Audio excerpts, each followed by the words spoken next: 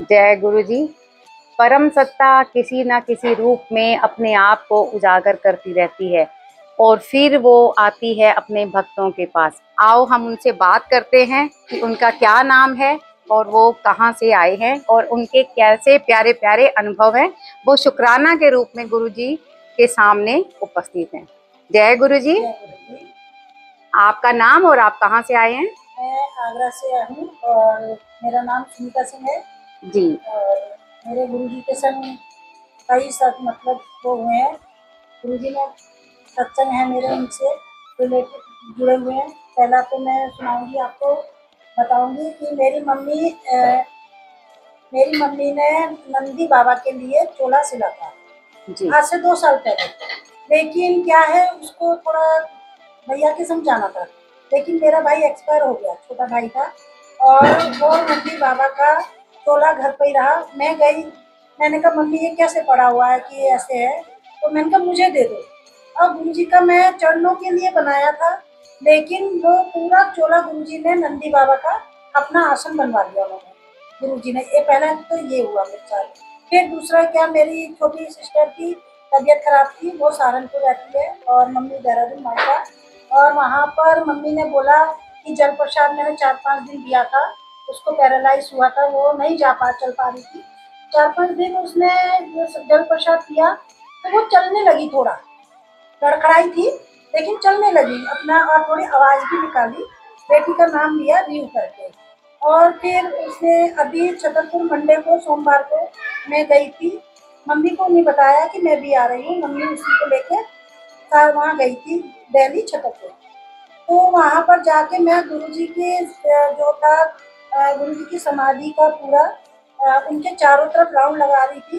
तो मैंने गुरुजी से बोला, गुरुजी मेरी बहन तो की तबीयत सही नहीं है और वो कुर्सी पे होगी, जाने कैसे, मुझे कैसे मिलवाओगे आप गुरुजी, मैं मिलना चाहती हूँ, बहुत भीड़ थी उसे। और जैसे ही मैंने गुरुजी के पास शिवलिंग वाले गेट पे, मेन पे एंट्री करी, तो मेरे पीछे मेरी बहन मुझे खड़ी होके देख रही थी।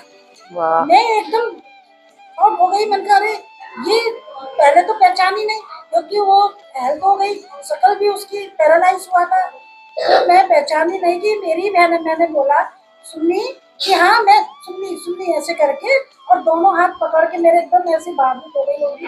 मैंने कहा गुरुजी शुक्राना, मैं तो और ही कुछ सोच रही थी कि जाने किस साल में मिलेगी, वो तो अच्छी खासी खड़ी मिली मुझे। गुरुजी शुक्राना। फिर मैं अंदर गई, फिर वो खो गई। मैंने एक सेवादार से बोला, सेवादार अंकल जी कि आंटी आप आगे चलिएगा। मैंने कहा अंकल मेरी बहन की तबीयत सही नहीं है, मैं उसी को ढूंढ रही हूँ। अरे आंटी आप कैसी बातें करती हो, गुरु वो तो सही है, आप कैसे कहती हो कि वो खराब, उसकी तबीयत सही नहीं है, और गुरु जी के दरबार में ऐसे नहीं बोलते हैं। मैंने कहा जय गुरु जी। फिर आगे गई, वो फिर खो गई।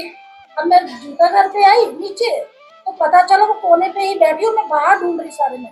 और गुरु जी ने, बच्चे लोग अंदर थे, उन्होंने बोला कि मम्मी मौसी तो यहाँ पर बैठी है। जब मैंने मौसी उनको देखा तो खूब रोई, मैं 1.5 साल बाद देखा, और मेरे को इतनी किस कर रही थी, वो बहुत ही प्यार दे रही, बोल नहीं पा रही थी, और इतना मैं भी बहुत बाबू थी। और उसको परसों कल हरिद्वार पतंजलि के वहाँ पर उसका एक्सरसाइज होगी, वहाँ लेके गए हैं उनके हस्बैंड, और छोटी बहन के साथ गई है।